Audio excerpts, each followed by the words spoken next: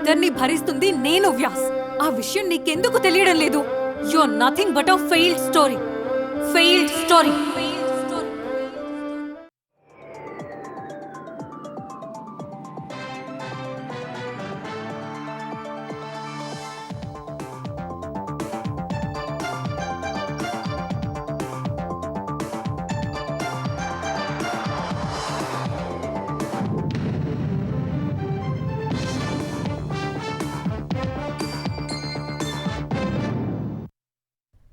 నమస్కారం, ఈటీవీ న్యూస్ కి స్వాగతం. ముందుగా ముఖ్యాంశాలు. అంతిమ లబ్ధిదారుడు తేల్చే దిశగా మద్యం కేసు దర్యాప్తు. ప్రధాన నిందితుల ద్వారా ముడుపులు అందుకున్నట్లు సిట్ గుర్తింపు.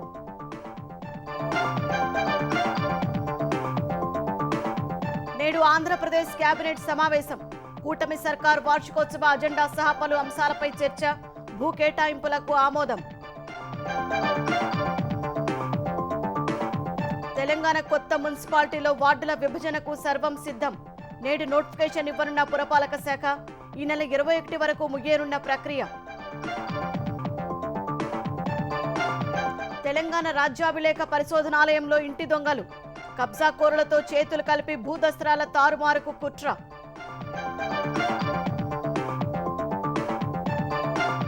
పోతిరెడ్డిపాడు విస్తరణ పనులు ఆపాలని కేంద్రానికి సర్కారు లేఖ. అనుమతి లేకుండా ప్రాజెక్టులు నిర్మిస్తోందని ఆరోపణ. కేఆర్ఎంబీకి ఫిర్యాదు చేసిన ఫలితం లేదని వెల్లడి. జస్టిస్ యశ్వంత్ వర్మ అభిశంసనకు కేంద్రం కసరత్తు. వచ్చే పార్లమెంటు సమావేశాల్లో తీర్మానం ప్రవేశపెట్టే అవకాశం. ఏకాభిప్రాయ సాధనకు పార్టీలతో చర్చలు. ఈశాన్య రాష్ట్రాల్లో కొనసాగుతున్న వరద బీభత్సం. 17కు పెరిగిన మృతుల సంఖ్య. 21 జిల్లాలో 7 లక్షల మందిపై ప్రభావం. ఎట్టకేలకు ఫలించిన ఆర్సీబీ నిరీక్షణ.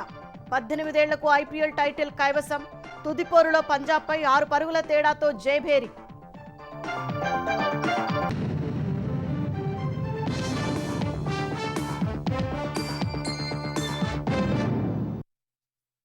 వైసీపీ హయాంలో జరిగిన మద్యం కుంభకోణం ప్రపంచంలోనే భయంకరమైన మాఫియా ముఠాల ఊహకందని స్కెచ్.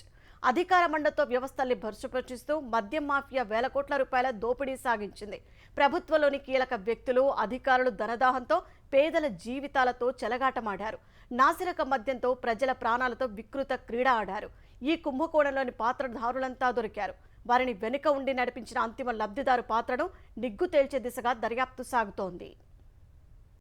ధనుంజయ రెడ్డి, కృష్ణమోహన్ రెడ్డి, మిథున్ రెడ్డి, విజయసాయిరెడ్డి, కెసిరెడ్డి రాజశేఖర్ రెడ్డి, గోవిందప్ప బాలాజీ వీరంతా మద్యం కుంభకోణంలో పాత్రధారులు. అప్పటి సీఎం జగన్కు అత్యంత సన్నిహితులు, ఆత్మబంధువులు, నమ్మిన బంట్లు. మద్యం కుంభకోణంలో పాత్రధారులుగా ఉన్న వీరంతా అరెస్టై రిమాండ్లో ఉన్నారు. మద్యం కుంభకోణంతో పాత్రధారులంతా డబ్బులు దండుకున్నా అత్యధిక మొత్తం ముడుపులు చేరింది ఆ అంతిమ లబ్ధిదారుకేనని ఇప్పటి వరకు వెల్లడైన అంశాల్ని బట్టి స్పష్టమవుతోంది.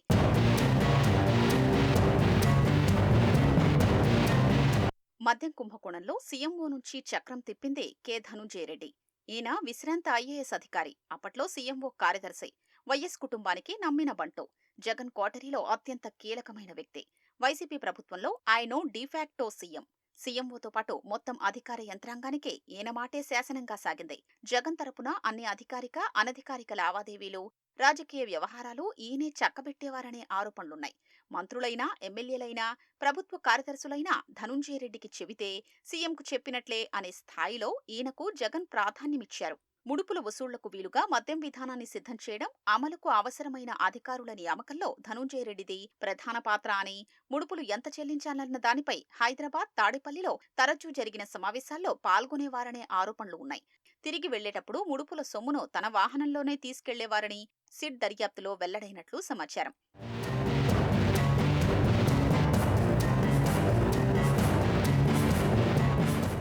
మాజీ సీఎం జగన్ కు అప్పట్లో ఓఎస్డీగా పనిచేసిన కృష్ణమోహన్ రెడ్డి వైఎస్ కుటుంబానికి నమ్మిన బంటు. గతంలో ఆర్డీఓగా పనిచేసిన ఈయన వీఆర్ఎస్ తీసుకున్నారు. జగన్ జైల్లో ఉన్నప్పుడు విజయమ్మ వద్ద ఓఎస్డీగా పనిచేశారు. ఆ తర్వాత జగన్ వద్ద చేరారు. వైసీపీ అధికారంలోకొచ్చాక జగన్ ఈయనను తన ఓఎస్డీగా నియమించుకున్నారు. జగన్ కు నీడలా ఉంటూ ఆయన తరపున ఆంతరంగిక, ఆర్థిక వ్యవహారాలన్నీ చక్కబెట్టేవారు. వివేకా హత్య కేసులో సీబీఐ ఆయనను విచారించింది.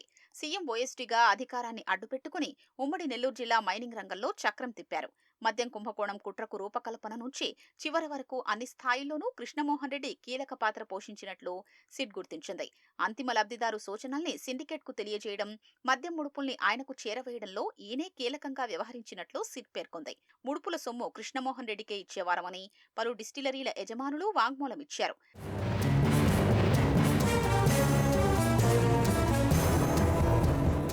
భారతీ సిమెంట్స్ డైరెక్టర్ గోవిందప్ప బాలాజీ జగన్, ఆయన భార్య భారతీలకు నమ్మిన బంటు. వృత్తిరీత్యా చార్టెడ్ అకౌంటెంట్ అయిన బాలాజీనే భారతీ ఆర్థిక వ్యవహారాలన్నీ చూస్తారు. అసెంబ్లీ ఎన్నికల్లో తన సోదరుడికి పలమనేరు వైసీపీ టికెట్ కోసం ప్రయత్నించారు.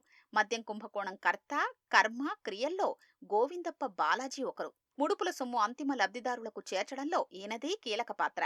ముడుపుల సొమ్మును వేర్వేరు డొల్ల కంపెనీలు, సంస్థల్లోకి రూటింగ్ చేయడంలో మాస్టర్ మైండ్ ఈయనదే.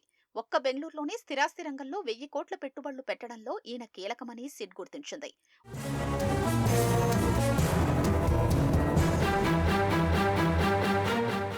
మద్యం సిండికేట్కు కింగ్ పిన్ కేసిరెడ్డి జగన్, భారతీలకు సమీప బంధువు.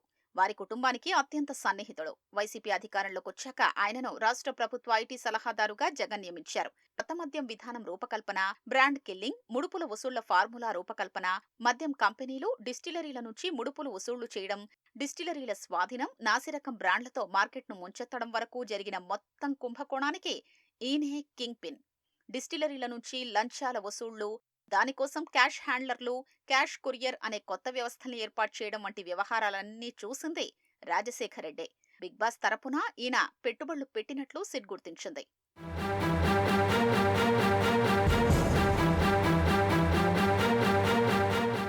జగన్కు విశ్వాసపాత్రుడైన విజయసాయిరెడ్డి మద్యం మాఫియా వ్యూహకర్త. వైసీపీలో అత్యంత కీలక నేత విజయసాయిరెడ్డి.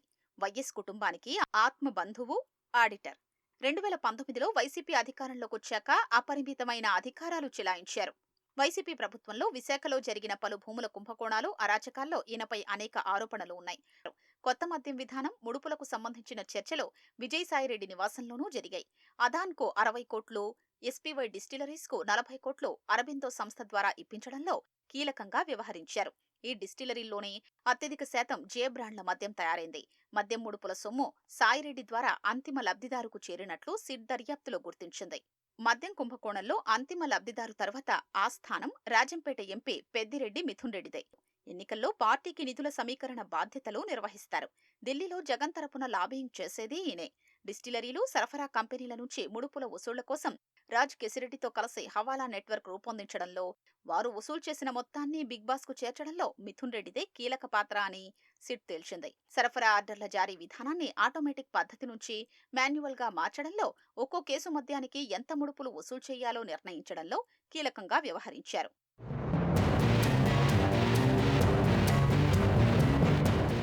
మద్యం కుంభకోణంలో జగన్ పెదనాన్న కుమారుడు ఒకరి పాత్ర ఉన్నట్లు సిట్ దర్యాప్తులో తేలింది. కేసిరెడ్డి రాజశేఖర్ రెడ్డి తాను వసూలు చేసిన ముడుపుల సొమ్మును ఈయనకు అందించేవారని, ఈయన ద్వారా అంతిమ లబ్ధిదారుకు చేరేదని సిట్ దర్యాప్తులో వెల్లడైనట్లు సమాచారం. ఆంధ్రప్రదేశ్లో కూటమి ప్రభుత్వం ఏర్పడి ఏడాది పూర్తవుతున్న సందర్భంగా చేపట్టాల్సిన కార్యక్రమాల అజెండాను ఇవాళ జరిగే మంత్రివర్గ సమావేశంలో ఖరారు చేసే అవకాశం ఉంది. సీఎం చంద్రబాబు అధ్యక్షతన సచివాలయంలో జరిగే కేబినెట్ భేటీలో అమరావతి నిర్మాణంపై చర్చ జరగనుంది. సిఆర్డీఎస్ సమావేశంలో తీసుకున్న నిర్ణయాలకు కేబినెట్ ఆమోదముద్ర వేయనుంది. ఇంకా వివిధ సంస్థలకు చేసిన భూ కేటాయింపులకు ఆమోదం తెలపడంతో పాటు తల్లికి వందనం, డిఎస్సీ నిర్వహణ తదితర అంశాలపై చర్చ జరిగే అవకాశం ఉంది. ఈ నెల 21న విశాఖలో ప్రధాని మోదీ నేతృత్వంలో అంతర్జాతీయ యోగా డే గిన్నెస్ రికార్డు కోసం తీసుకోవాల్సిన చర్యలపై కేబినెట్ చర్చించనుంది. ఈ నెల 5న జరిగే ప్రపంచ పర్యావరణ దినోత్సవం సందర్భంగా 1 కోటి మొక్కలు నాటే కార్యక్రమం గురించి సీఎం చంద్రబాబు దిశానిర్దేశం చేయనున్నారు. ఆంధ్రప్రదేశ్లో మరో భారీ సౌర విద్యుత్ ప్రాజెక్టు ఏర్పాటు కానుంది. Solar energy corporation of India నిర్వహించిన బిడ్డింగ్లో SAEL 300 మెగావాట్ల సౌర విద్యుత్ ప్రాజెక్టును దక్కించుకుంది. ఆ సంస్థతో డిస్కంలు విద్యుత్ కొనుగోలు ఒప్పందాలు కుదుర్చుకోవాల్సిన అవసరం లేదు. విద్యుత్ ఎక్స్పోర్ట్ పాలసీ నిబంధనల ప్రకారం ప్రాజెక్టు నుంచి వచ్చే విద్యుత్ను తొలి ప్రాధాన్యత కింద రాష్ట్రం కోరితే ఇవ్వాలి, లేకుంటే ఇతర రాష్ట్రాలు విక్రయించుకునే వెసులుబాటు ఉంటుంది. ప్రాజెక్టుకు అవసరమైన నిధుల్ని విదేశీ ఆర్థిక సంస్థల నుంచి సేకరిస్తామని సంస్థ తెలిపింది. కాగా విద్యుత్ ఎక్స్పోర్ట్ పాలసీ కింద 16,000 మెగావాట్ల సౌర విద్యుత్ ప్రాజెక్టును ఏర్పాటు చేయాలనేది ప్రభుత్వ లక్ష్యం. 5 అల్ట్రా మెగా సౌర విద్యుత్ ప్రాజెక్టుల ద్వారా సుమారు 12,200 మెగావాట్ల సౌర విద్యుత్ ఉత్పత్తి ప్లాంట్ల ఏర్పాటుకు అనుమతించింది. వర్షాల కారణంగా ప్రజలు ఇబ్బంది పడకుండా ముందస్తు చర్యలు చేపట్టాలని సీఎం రేవంత్ రెడ్డి అధికారులను ఆదేశించారు. వర్షాకాలం సన్నద్ధతపై సమీక్ష జరిపిన సీఎం మాన్సూన్ అత్యవసర బృందాలు 24 గంటలు అందుబాటులో ఉండాలని సూచించారు.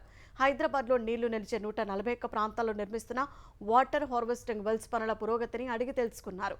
వాతావరణ విభాగం సూచనల మేరకు చర్యలు చేపట్టాలని అధికారులకు సీఎం దిశానిర్దేశం చేశారు. వర్షాలు, వరద పరిస్థితులను కమాండ్ కంట్రోల్ సెంటర్ నుంచి పర్యవేక్షించే వ్యవస్థను ఏర్పాటు చేసుకోవాలన్నారు.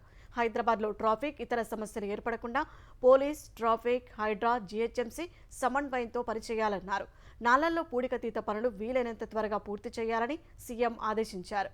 ఔటర్ రింగ్ రోడ్డు లోపల ఉన్న కోర్ అర్బన్ రీజియన్లో సమస్యలు తలెత్తకుండా ప్రత్యేక దృష్టి పెట్టాలని సీఎం తెలిపారు. తెలంగాణలోని కొత్త మున్సిపాలిటీల వార్డుల విభజన కసరత్తు మొదలైంది. ప్రతిపాదనలు తయారు చేసిన పురపాలక శాఖ ఇవాళ నోటిఫికేషన్ ఇవ్వనుంది. ప్రభుత్వం ఇటీవల 18 కొత్త మున్సిపాలిటీలను ఏర్పాటు చేసింది. మరో 5 కార్పొరేషన్లు, 7 మున్సిపాలిటీలో సమీప గ్రామాలను విలీనం చేసింది. ఈ నెల 17, 18 తేదీలో వార్డుల విభజన జాబితాను కలెక్టర్లకు పంపిస్తారు. ఆ తర్వాత ఈ నెల 18న పురపాలక శాఖ కమిషనర్కు, 19న ప్రభుత్వానికి పంపిస్తారు. కొత్త వార్డులపై ఈ నెల 21న తుది నోటిఫికేషన్ ఇవ్వనున్నారు.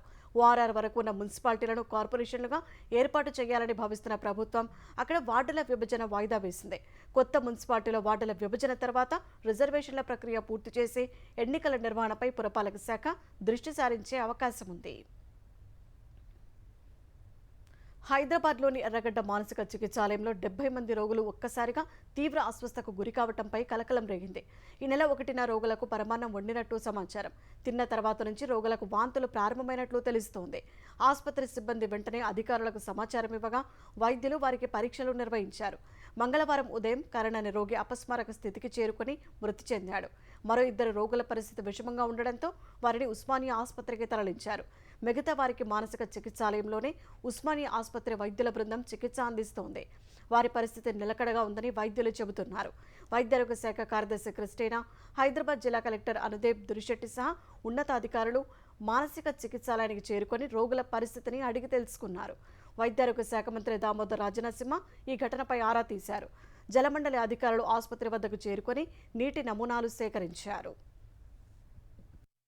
ఇంకొక 65-70 కేసులు కూడా ఈ వామిటింగ్స్, డయేరియా ఉన్నట్లు మనకి వచ్చినాయి. సో వెంటనే వీటి సోర్స్ ఏంటిది అనేది తెలుసుకోవడానికి శాంపుల్స్ కూడా ఐపీఎంకి పంపించడం జరిగింది. అయితే ఆ సంపు నుంచి పంపించినటువంటి శాంపుల్ pH అన్నీ కూడా నార్మల్గా ఉన్నాయని తెలిసింది. తిన్నటువంటి ఫుడ్ మనకి ఇప్పుడు మిగలలేదు కాబట్టి వాళ్ళకి స్టూల్ అనాలిసిస్, వామిట్ అనాలిసిస్ కూడా మనం ఐపీఎంకి పంపించడం జరిగింది. వచ్చే పార్లమెంటు సమావేశాల్లో కేంద్ర ప్రభుత్వం జస్టిస్ యశ్వంత్ వర్మపై అభిశంసన తీర్మానం ప్రవేశపెట్టనున్నట్లు తెలుస్తోంది. ఏకాభిప్రాయ సాధనకు రాజకీయ పక్షాల నేతలతో పార్లమెంటరీ వ్యవహారాల మంత్రి కిరణ్ రిజిజు సంప్రదింపులు జరిపే అవకాశం ఉందని ప్రభుత్వ వర్గాలు వెల్లడించాయి. మార్చిలో ఢిల్లీలోని జస్టిస్ వర్మ అధికారిక నివాసంలో జరిగిన అగ్ని ప్రమాదంలో భారీ మొత్తంలో నోట్ల కట్టలు కాలిపోయాయి. ఈ వ్యవహారంపై తీవ్ర దుమారం రేగటంతో సుప్రీంకోర్టు కొలీజియం ఆయనను అలహాబాద్ హైకోర్టుకు బదిలీ చేసింది. జస్టిస్ వర్మకు న్యాయపరమైన బాధ్యతలు అప్పగించొద్దని సూచించింది. ఈ నోట్ల కట్టల వ్యవహారంపై సుప్రీంకోర్టు ఏర్పాటు చేసిన త్రిసభ్య కమిటీ ఆ విషయాన్ని ధృవీకరించింది. ఈ క్రమంలోనే కేంద్రం జస్టిస్ వర్మపై అభిశంసన తీర్మానం ప్రవేశపెట్టేందుకు సిద్ధమైనట్లు తెలుస్తోంది. తెలంగాణ రాష్ట్ర ఆర్కైవ్స్ అండ్ రీసెర్చ్ ఇన్స్టిట్యూట్ రాజ్యాభిలేఖ పరిశోధన కార్యాలయంలో దొంగలు పడ్డారు. వేల కోట్ల రూపాయల విలువైన భూముల వివరాలు తారుమారు చేసేందుకు కుట్ర చేశారు. ప్రభుత్వ ఉద్యోగులు కొందరు కబ్జా రాయిళ్లతో కుమ్మక్కై విలువైన పత్రాలను దారి మళ్లిస్తున్నారు. వాటి స్థానంలో నకిలీ పత్రాలను చేర్చి అవి నిజమైనవంటూ రాజముద్ర వేసి మరీ ఇస్తున్నారు. ఆ భూములు కబ్జాదారుల వశమయ్యేందుకు, న్యాయ వివాదాలకు దారి తీసేందుకు కారణమవుతున్నారు. ఈ అంశాలపై ఈటీవీ ఈనాడు చేసిన పరిశోధనలో విస్తుపోయే నిజాలు వెలుగులోకి వచ్చాయి. కొన్ని ఫేక్ డాక్యుమెంట్స్ క్రియేట్ అయినాయి. ఈ అప్లికెంట్స్ తోటి వాళ్ళకి డాక్యుమెంట్స్ ఇవ్వడం జరిగింది. అది ప్రభుత్వానికి సంబంధించిన అంటే రాయదుర్గంలో ఉండే విలువైన భూమి. అది కోర్టు లిటిగేషన్లోకి పోవడం, ఆ తర్వాత అది వేరే పరిణామంలో మా దృష్టికి రావడం, ఇంటర్నల్ ఎంక్వైరీ వేయడం. ఇంటర్నల్ ఎంక్వైరీలో చంద్రశేఖర్ పూర్తి బాధ్యత ఉన్నది. అతను అవతల వాళ్ళతో కుమ్ముక్కై కొన్ని డాక్యుమెంట్స్ క్రియేట్ చేసినాడు అనే ఒక అభియోగం రుజువైన తర్వాత డిపార్ట్మెంట్ రూల్ ప్రకారంగా అంటే CCA రూల్స్ ప్రకారంగా అతన్ని ఉద్యోగం నుంచి అతన్ని తీసేయడం జరిగింది. పోతిరెడ్డిపాడు హెడ్ రెగ్యులేటర్ విస్తరణ, శ్రీశైలం కుడి కాలువకు లైనింగ్ పనులను ఆపాలని తెలంగాణ డిమాండ్ చేసింది. ఈ మేరకు కేంద్ర జలశక్తి శాఖ కార్యదర్శికి నీటిపారుదల శాఖ ముఖ్య కార్యదర్శి రాహుల్ బొజ్జా లేఖ రాశారు. కృష్ణా బేసిన్ వెలుపలకు నీటిని తరలించేలా ఉమ్మడి రాష్ట్రాల్లో పనులు చేపట్టారని, ఇప్పుడు వాటిని కొనసాగిస్తున్నట్లు తెలిపారు. శ్రీశైలం కుడి కాలువ లైనింగ్ పనులను ఏపీ చాలా వేగంగా చేస్తోందని ఆ ఫోటోలను లేఖతో పాటు జతపరిచారు. లైనింగ్ పనుల వల్ల నీటి ప్రవాహం పెరుగుతుందని, దానివల్ల తెలంగాణ ప్రయోజనాలకు నష్టం కలుగుతుందని ఆందోళన వ్యక్తం చేశారు. కృష్ణా నది యాజమాన్య బోర్డు, అపెక్స్ కౌన్సిల్ అనుమతి లేకుండా శ్రీశైలం కుడి కాల్వకు లైనింగ్ పనులు చేయడం విభజన చట్టానికి విరుద్ధమని రాహుల్ బొజ్జా పేర్కొన్నారు. అమెరికాలో నెలకొన్న ప్రస్తుత పరిస్థితుల కారణంగా పలు చిన్న మధ్యతరహా ఐటీ కంపెనీలు మన దేశంలో ఆఫ్షోర్ సెంటర్లను ఏర్పాటు చేసే అవకాశం ఉందని బీఆర్ఎస్ కార్యనిర్వాహక అధ్యక్షుడు కేటీఆర్ చెప్పారు. ద్వితీయ శ్రేణి నగరాలకు ఐటీ పరిశ్రమ విస్తరించేందుకు మంచి అవకాశం అన్నారు. అమెరికా పర్యటనలో ఉన్న కేటీఆర్ డల్లాస్లో ఐటీ కంపెనీ ప్రతినిధులతో భేటీ అయ్యారు.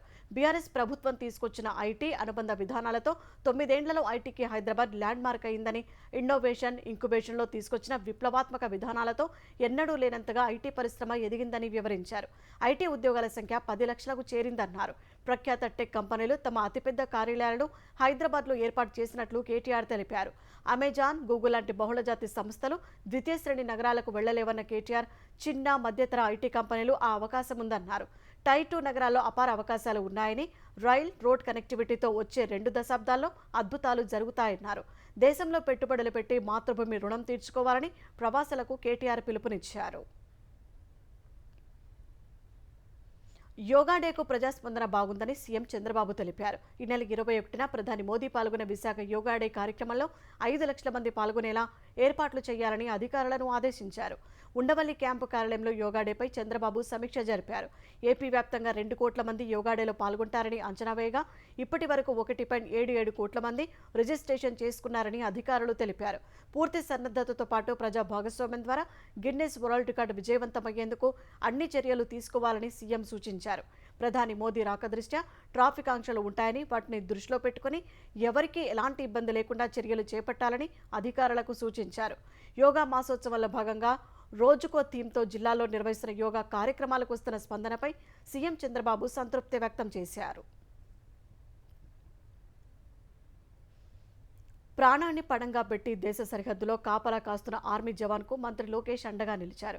శ్రీ సత్యసాయి జిల్లా అమరాపురం మండలం కే శివరంలో తన భార్య తల్లిదండ్రులకు చెందిన 2 ఎకరాల భూమి కబ్జా చేశారంటూ ఏపీకి చెందిన బీఎస్ఎఫ్ జవాన్ నరసింహమూర్తి జమ్మూ కాశ్మీర్ నుంచి సెల్ఫీ వీడియో విడుదల చేశారు. గత వైసీపీ హయాంలో ఫీల్డ్ అసిస్టెంట్గా పనిచేసిన నాగరాజు తమ భూమిని కబ్జా చేశారని, విచారణ చేసి న్యాయం చేయాలని కోరారు. జవాన్ సెల్ఫీ వీడియోపై స్పందించిన మంత్రి లోకేష్ భూ సమస్యను పరిష్కరించాలని అధికారులను ఆదేశించారు. అధికారులు సర్వే చేసి పోలీసుల సమక్షంలో హద్దులు నిర్ణయించడంతో సమస్య పరిష్కారమైంది. లోకేష్ చొరవ తీసుకుని తమకు అండగా నిలవడంపై జవాన్ కుటుంబ సభ్యులు కృతజ్ఞతలు తెలిపారు. ఈశాన్య రాష్ట్రంలో వరద ఉధృతి కొనసాగుతోంది. అసోంలో మరో 6 మరణించారు. వరదల కారణంగా చనిపోయిన వారి సంఖ్య 17కు చేరింది. 21 జిల్లాలో 7 లక్షల మందిపై వరదల ప్రభావం పడింది. 223 పునరావాస శిబిరాల్లో 39,746 మందికి ఆశ్రయం కల్పించినట్లు అసోం విపత్తు నిర్వహణ విభాగం తెలిపింది. మరో 157 కేంద్రాల్లో బాధితులకు అవసరమైన సామాగ్రి పంపిణీ చేస్తున్నట్లు వెల్లడించింది. 14,739 హెక్టార్ల పంటలు నీట మునిగాయి. శ్రీభూమి జిల్లాలో పరిస్థితి దారుణంగా ఉంది. బ్రహ్మపుత్ర, బరక్, కోపిలిసా 7 నదులు ప్రమాదకర స్థాయిని దాటి ప్రవహిస్తున్నాయి. వరద ఉధృతికి రోడ్లు, ఇళ్లు, వంతెనలు, విద్యుత్ సరఫరా వ్యవస్థలు దెబ్బతిన్నాయి. అసోం సీఎం హిమంత బిశ్వశర్మతో ఫోన్లో మాట్లాడిన ప్రధాని మోదీ కేంద్రం పూర్తి సాయం అందిస్తుందని హామీ ఇచ్చారు. అటు ఇంఫాల్ తూర్పు ప్రాంతం పూర్తిగా నీటిలో మునిగి ఉంది. ఐరిల్ నది ఉధృతికి ఇళ్లన్నీ నీట మునిగాయి. ఎన్డీఆర్ఎఫ్, ఎస్డీఆర్ బలగాలు బాధితులను పడవలపై సురక్షిత ప్రాంతాలకు తరలిస్తున్నాయి. మిజోరాంలో కొండచెరలు విరిగిపడుతూనే ఉన్నాయి.